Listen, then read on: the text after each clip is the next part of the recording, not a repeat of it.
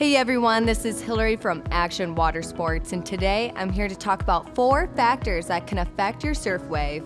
Before we get started, be sure to like this video and subscribe to our YouTube channel. Let's go ahead and jump in. The first factor that affects your surf wave is weight. Your boat's weight will have a big impact on the quality and the height of the surf wave. Without enough weight, you won't be able to displace the water beneath and behind your boat, and you won't be able to have a quality wave. Please keep in mind that each boat has different weight and capacity limits. The second factor that affects your surf wave is speed. Generally, we see riders between 10 and 12 miles per hour. Kids and smaller adults typically need less speed to get up and out of the water. On the other hand, bigger riders will need a little bit more speed to get out.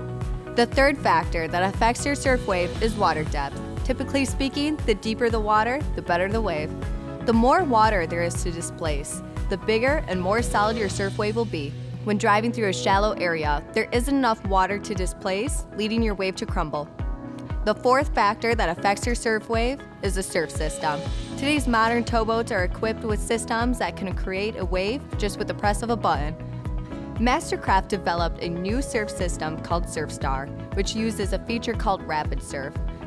Choosing your surf wave is as easy as picking between 1 through 7, with 1 being the most mellow and 7 being the steepest. Another little tip for wake surfing: boating etiquette. Today's modern towboats create massive waves that can really damage the shoreline. We advise everyone to stay at least 150 feet from the shoreline. The WSIA has helpful information on how to properly drive your boat while surfing. Be sure to check them out. Thanks for watching. We hope you'll be able to find the perfect wave for everybody in your family. If you have any questions, be sure to visit your local Action Water Sports or visit our learning center at actionwater.com. Until then, we'll see you on the water soon.